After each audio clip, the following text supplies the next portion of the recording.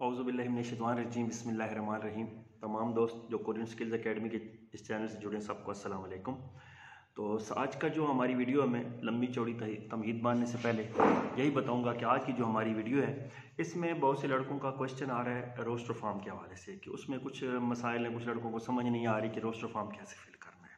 ठीक है, अगर आपका मेडिकल हो चुका है, मेडिकल आपने जांच सेंटर से करवाया, वो तकरीबन 48 घंटों में ओईसी भेज देते हैं। अगर आपका कोई मसला है तो वो भी आपको ओईसी से पता चल जाए। जैसे आप मेडिकल लेंगे तो अगर कोई प्रॉब्लम है उसमें तो फिर आप दोबारा उस लैब से रब्ता करेंगे तो फिर आपको वो रेफ़र करेंगे, जो भी बताएंगे। ठीक है, तो अगर आपका मेडिकल फिट है, क्लियर है, तो उसके बाद आपका जो अगला प्रोसेस होता है, आपने वो फॉर्म फिल करना होता है और वो फॉर्म उसमें फॉर्म जमा करना है। तो रोस्टर फॉर्म मेरे पास मौजूद है, मैं उसको आपको थोड़ी सी डिटेल समझा देता हूँ। सबसे पहले तो ये है कि रोस्टर फॉर्म जो है आपने इंग्लिश के बड़े हरूफ में लिखना है। आपने जो भी हरूफ लिखने हैं ब्लैक लेटर्स में लिखना है। ठीक है, और ब्लैक पॉइंटर से लिखना है। ब्लैक पॉइंटर आपके पास हो तो वेल एंड गुड, नहीं तो आपको इसी से मिल जाएगा। ठीक है, तो इसका जो पहला हिस्सा है जॉब एप्लीकेशन फॉर्म का, सबसे पहले आपने ईपीएस टॉपिक आईडी, यहाँ पर ईपीएस टॉपिक आईडी का मतलब ये है कि आपने केएलटी नंबर अपना लिखना है। ठीक, जो आपका केएलटी नंबर है 50 जो भी समथिंग है वो आपने लिखना है। उसके आगे है आपने आईडी नंबर से मुराद आपने अपना आईडी कार्ड नंबर लिखना होगा, शनाख्ती कार्ड नंबर लिखना होगा। ठीक है, नीचे नेशनैलिटी पाकिस्तानी लिखेंगे आप। फुल नेम, यहाँ पर आपने पासपोर्ट के मुताबिक नाम लिखना है। अगर किसी बंदे का नाम है गुलाम मुश्तबा, लेकिन पासपोर्ट में क्या होता है, मुश्तबा गुलाम होता है, तो आपने पासपोर्ट के हिसाब से, यहाँ पर ये गलती नहीं करनी, आपने पासपोर्ट के हिसाब से अपना नाम लिखना होगा। तो ये सबसे इंपॉर्टेंट बात ये होगी। उसके नीचे डेट ऑफ बर्थ, आप अपनी डेट ऑफ बर्थ लिखेंगे। एज, अपनी एज आप काउंट कर लीजिए, 22 साल है, 23 साल है, 22 ईयर्स है, 23 ईयर्स है, वो लिखनी है। उसके बाद जेंडर है, मेल फीमेल, मेल है तो मेल पे आपने गोल दायरा लगा देना है, उसको फिल कर देना है, और फीमेल है तो उसको आपने गोल दायरा कर देना। आगे है आपका स्टेटस क्या, आप मैरिड हैं, डिवोर्स है या नेवर मैरिड है। तो जाहिर सी बात है जो मैरिड होंगे वो मैरिड वाले खाने पे गोल दायरा लगाएंगे, और जिनकी शादी नहीं है वो नेवर मैरिड पे लिखेंगे, और अगर डिवोर्स किसी की तलाक हो चुकी है तो वो उसको क्लिक करेंगे। नीचे पासपोर्ट नंबर आपने बड़े रूप में लिखने और गौर से लिखना है। जिन लोगों का जो पासपोर्ट है पुराना था वो आपने अगर चेंज करवा दिया, रिन्यू करवाया, तो रिन्यू वाली आपने पासपोर्ट नंबर यहाँ पर लिखना है। ठीक है, ये बात ज़हन में रखिएगा। उसके बाद पासपोर्ट की इजरा की तारीख है, पासपोर्ट इशू डेट है, किस डेट को आपको इशू हुआ था वो डेट लिखनी है। और उसके बाद पासपोर्ट एक्सपायरी डेट होगी, वहाँ पर जिस डेट को आपका 2025 में, जब भी आपका 2026 में जब भी पासपोर्ट आपका एक्सपायर डेट ख़त्म हो रही है, मुकम्मल आपने डेट लिखनी होगी। नीचे एड्रेस है, आपने घर का एड्रेस यहाँ पर लिखना होगा। विलेज पोस्ट ऑफिस है, आगे तहसील है, डिस्ट्रिक्ट है, गली है। ठीक है, सारी चीज़ें यहाँ पर आपने अपना एड्रेस लिखना होगा, लेकिन कोशिश करनी है कि थोड़ा सा छोटा लिखने, ताकि क्योंकि वो उसमें जगह थोड़ी सी कम होती है, छोटा लिखे ताकि वो मुकम्मल हो जाए। उसके बाद फ़ोन नंबर, अगर आपके पास आप घर का नंबर है, पीटीसीएल नंबर है, वो लिखें। मोबाइल नंबर लिखें। ईमेल एड्रेस भी आगे ज़रूर लिखें। ठीक होगा।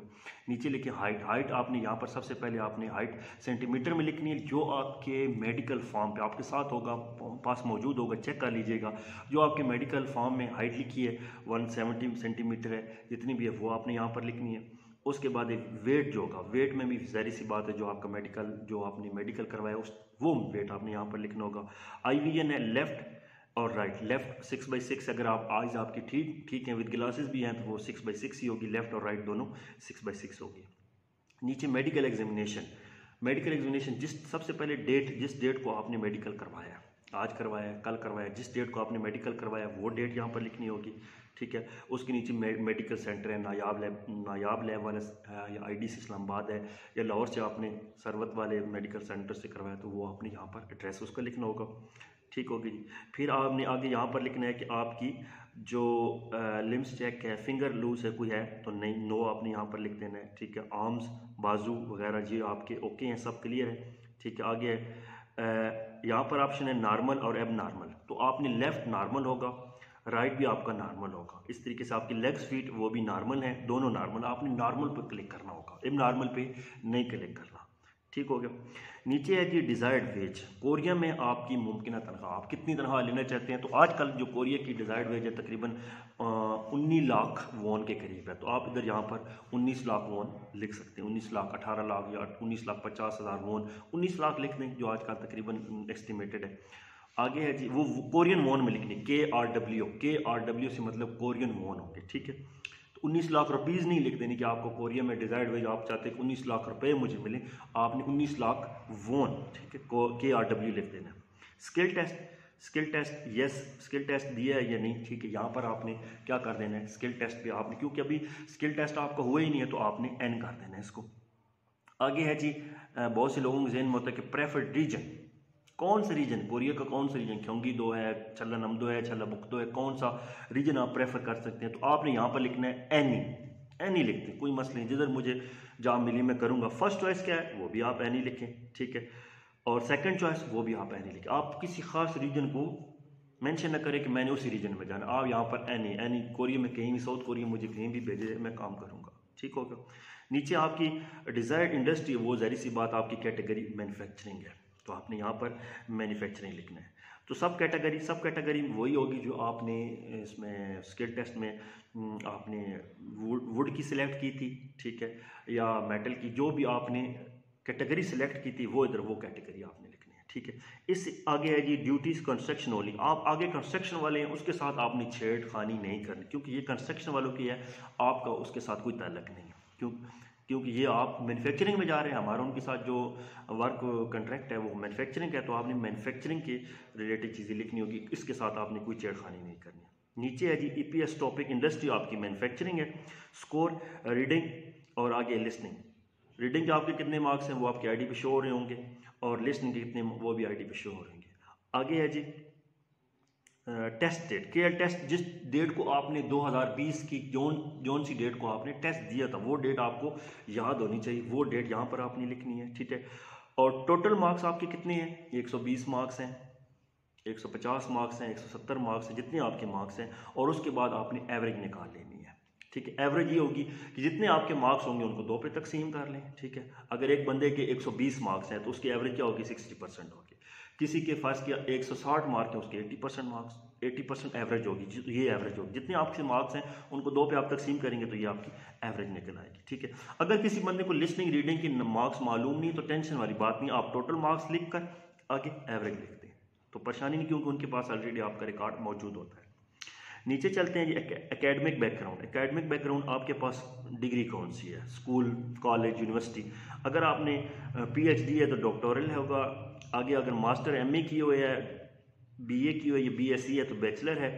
अगर आपने DE एसोसिएट डिग्री है, अगर आपके पास FA है या DEA वाला डिप्लोमा है, अगर आपने मैट्रिक किया तो हाई स्कूल है, तो जो आपकी तालीम है उसको आपने वहाँ पर गोल दायरा क्लिक कर देना है, ठीक है। तो ये आपकी, और करनी आपकी आखिरी जो तालीमी डिग्री होगी उसको आपने यहाँ पर मेंशन करना होगा, ठीक हो गया।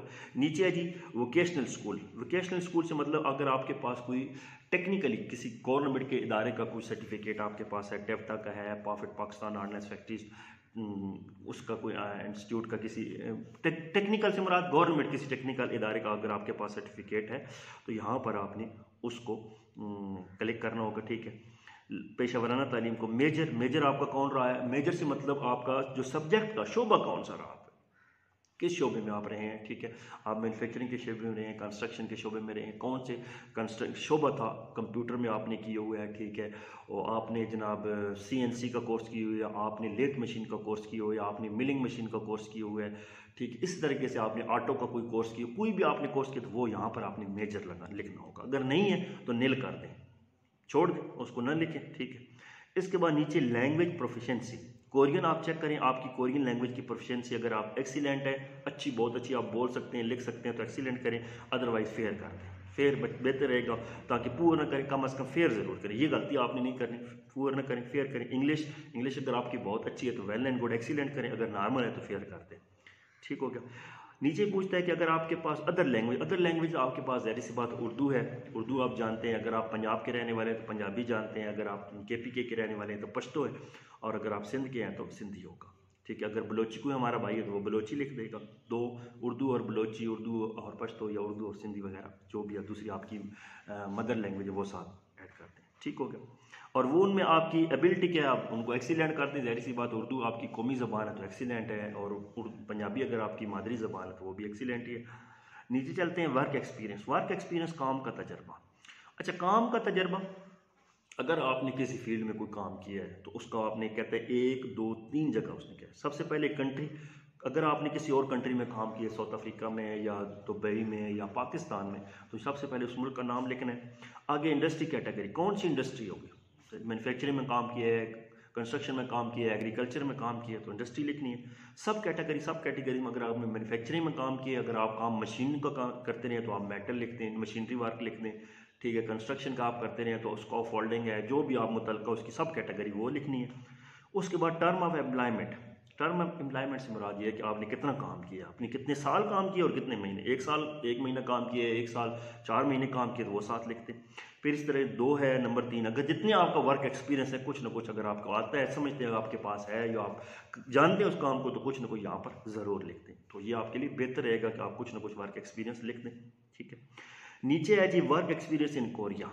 ज़ाहिर सी बात, आप कोरिया नहीं गए तो फिर आप नो करेंगे, और कुछ दोस्त अगर कोरिया गए हैं, ठीक है, तो वो इसको यस करेंगे।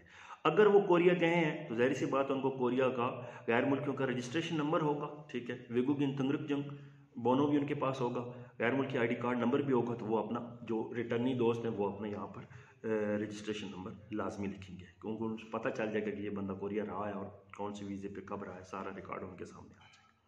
उसके बाद नीचे चलते हैं दूसरी हिस्से की तरफ, नेम ऑफ स्कूल। यहाँ पर आपने अपने स्कूल, जो आपका गवर्नमेंट स्कूल था या आपका प्राइवेट किसी स्कूल से आपने पढ़ा है, तो उसका यहाँ पर आपने नाम लिखना है। फिर आपने लोकेशन ऑफ स्कूल, जिस स्कूल की लोकेशन पे आप फर्स्ट के लाहौर में रहते हैं, लेकिन आपने जो मैट्रिक है या आपकी तालीम जो है वो किसी और शहर से, तो कराची से है या इस्लामाबाद से, तो वहाँ पर आपने उसकी लोकेशन लिखनी है, स्कूल। फिर सिटी लिखना है, सिटी आपका लाहौर है, कराची है, चकवाल है, एबटाबाद है, नारोवाल है, वो लिखना है। उसके बाद प्रोविंस वो स्कूल जो आप पढ़ते रहे, प्रोविंस पंजाब था, KPK था या सिंध था, वो लिखना है। और नीचे कंट्री पाकिस्तान लिखेंगे, ठीक हो गया। उसके बाद इमरजेंसी कॉन्टैक्ट इन्फॉर्मेशन, ये ज़हन में रखें कि यहाँ पर आपने अपना फ़ोन नंबर नहीं लिखना, यहाँ पे फुल नेम इन इंग्लिश, उस बंदे का नाम, आपका भाई है, आपका अंकल है, आपका कज़न है, जो भी है उसका नाम लिखना है। नीचे कंट्री ऑफ रेजिडेंस पाकिस्तान, ज़ाहिर सी बात है पाकिस्तान में मौजूद है। टेलीफोन नंबर, उसका फ़ोन नंबर लाजमी, वो फ़ोन नंबर लिखना है जो उसका हर टाइम ऑन रहता है, क्योंकि जिस टाइम आपका इजरा होता है, वीज़ा आता है, तो सबसे पहले OEC वाले इदारे वाले आपको कॉल करते हैं। अगर आपका फ़ोन नंबर बंद हो तो फिर उसका जो आपने उसके रिप्लेसमेंट में जो फ़ोन नंबर दिया उस पर कॉल करते हैं। तो यहाँ पर फ़ोन नंबर अपने किसी भी दोस्त भाई जिसका भी लिखना है, तो वो फ़ोन नंबर लिखना है जो ऑन होगा, जो मतलब अगर आपसे उनका रब्ता नहीं होता तो इस नंबर पे आपका कॉल करें तो वो नंबर ऑन रहे। नीचे रिलेशनशिप टू यू, अगर आप उसके साथ रिलेशन के, अंकल है, कज़न है, ब्रदर है, वालिद साहब हैं, ठीक है, जो भी है उनका आपने यहाँ पर रिलेशन लिखना। आगे नीचे है जी, have you ever used any other name to enter to deport Korea. अगर कोरिया में अगर आपने कोई और नाम यूज़ किया, कोरिया गए हैं तो, या वहाँ से निकले हैं तो नहीं, कुछ भी नो कर दें इसको। नीचे is the invitee citizen more than other country, किसी और सिटीज़न भी आपके पास है पाकिस्तान के अलावा, अगर है तो यस करें, और फिर उस जगह का प्रोवाइड आपको डिटेल भी देनी पड़ेगी। अगर है अगर आपके पास दोहरी शहरियत है, ठीक है, ड्यूल नेशनलिटी है, तो फिर आपको करना पड़ेगा। बहरहाल ज़्यादा लोगों के पास ये नहीं है, तो यहाँ पर भी आप नो कर दीजिएगा। Does the invitee have any other valid passport, अगर आपके पास कोई और पासपोर्ट है, ठीक है, इसके अलावा जिस डिप्लोमेटिक है, ठीक है, कोई और ऑफिशियल है या रेगुलर, तो आपके पास तो ज़ाहिर सी बात और तो कोई पासपोर्ट है ही नहीं, ठीक है। तो आप यहाँ पर क्या करेंगे, अगर पासपोर्ट टाइप आपके पास कौन सा है जी, आप हमारे पास कोई और पासपोर्ट, नो आपको कर देंगे, ठीक है। अगर है तो फिर नीचे आपको डिटेल देनी पड़ेगी। नीचे है जी, has the invitee travel to Korea in last 5 year, अगर आप 5 सालों में, पिछले 5 सालों में आपने कोरिया का सफ़र किया है तो यस करें, अगर नहीं किया तो नो करें। अगर यस करेंगे तो फिर आपको पर्पज़ लिखना पड़ेगा, आप कोरिया विजिट के लिए गए हैं, एजुकेशन के लिए गए हैं, किस वीज़े पे गए। तो अगर आप गए हुए हैं तो लाजमी आप उसको यहाँ पर यस करके उसकी वजह बताएंगे।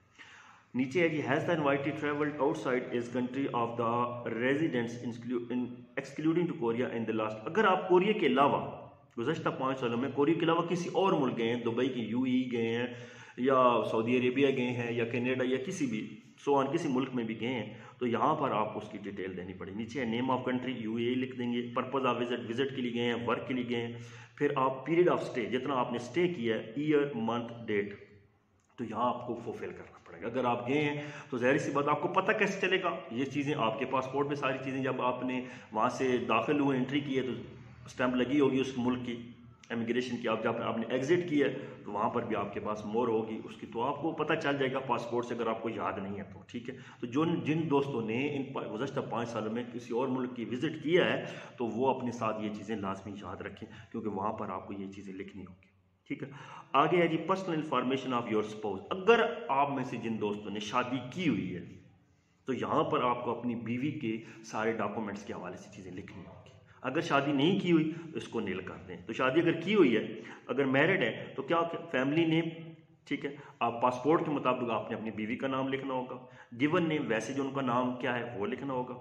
डेट ऑफ बर्थ, साल पहले होगा, फिर महीना, फिर डेट होगी। नेशनलिटी पाकिस्तानी है या किसी और मुल्क की है तो वो नेशनलिटी लिखनी होगी। रेजिडेंट एड्रेस, घर का पता लिखना होगा यहाँ पर, और कॉन्टैक्ट नंबर, बीवी का फ़ोन नंबर अलावा, अपने फ़ोन के अलावा कोई और नंबर आपने देना होगा यहाँ पर। ठीक है, डू यू हैव चिल्ड्रन, अगर आपके बच्चे हैं, अगर शादी की हुई है तो येस करें, नहीं है तो नो कर दें। और फिर आखिर में नंबर ऑफ़ चिल्ड्रन, बच्चों की कितनी तादाद है, 2 हैं, 4 अच्छे हैं, जितने बच्चे हैं। ठीक हो गया, तो यहाँ तक ये है। आगे नीचे है जी, सबसे अहम बात है कि आप जिन दोस्तों ने अभी तक अपना पासपोर्ट दूसरा बैंक अकाउंट नहीं खुलवाया, वो बैंक अकाउंट लाजमी खुलवा लें, और बैंक कॉपी साथ लाजमी लेके जानी है, उसकी कॉपी लेके जानी है, तस्वीर साथ बना के उसकी फ़ोटो कापी करवा के साथ आपको अटैच करनी है। क्या कहते हैं यहाँ पर, नेम ऑफ़ द बैंक, जिस बैंक में आपने अकाउंट खुलवाया है, MCB है, UBL है, HBL है, जो भी है, name, branch name and code. Branch name, अगर जिस ब्रांच कोड ये होता है कि छोटे कस्बों में, टाउन में जो बने होते हैं, बलकसर ब्रांच है, ठीक है, जो भी ब्रांच है उसका नाम आपने लिखना है, और कोड ब्रांच कोड अगर आपको नहीं पता तो आप लिख लेंगे, गूगल पे भी सर्च कर सकते हैं। नीचे IBN कोड ये होता है कि आपका जो मुकम्मल आपका जो अकाउंट होता है उससे पीछे कुछ चंद हिस्से होते हैं, वो मुकम्मल आपको लिखना होता है, और वो आपकी बैंक कॉपी पे लिखा होता है। ठीक है, जो बैंक कॉपी आपकी चेक बुक होती है उस पर IBN लिखा होता है। और आखिर में अकाउंट नंबर है आपका, जो अकाउंट नंबर है वो क्या है। ठीक है, तो तकरीबन ये आपका जॉब रोस्टर फॉर्म है जो आपने फिल करना है, और इसमें कोशिश करें कोई गलती ना करें, जैसे मैंने आपको इस वीडियो में बताया। फिर भी अगर आपका इस मतलब कुछ सवाल है, कोई जहन में अगर आप कोई चीज़ पूछना चाहते हैं तो बेशक मुझसे पूछ सकते हैं, कमेंट सेक्शन में पूछ सकते हैं, मुझे फेसबुक पे फॉलो करके पूछ सकते हैं। तो जिन दोस्तों ने हमारा चैनल सब्सक्राइब किया हुआ है तो चेक करें कुछ चीज़ें, अगर आपको मालूम आती तो अपने दोस्तों के साथ भी लाजमी शेयर करें। इंशाल्लाह आपको इस चैनल से बहुत ही अच्छी इन्फॉर्मेटिव कोरियन लैंग्वेज के मतलब, कोरियन वीज़ा प्रोसेस के मतलब बहुत सी अच्छी वीडियोज़ मिलती रहेंगी। तो आज का लेक्चर, आज की जो वीडियो है यहाँ तक ही। अपना ख्याल रखिए, अल्लाह हाफिज़।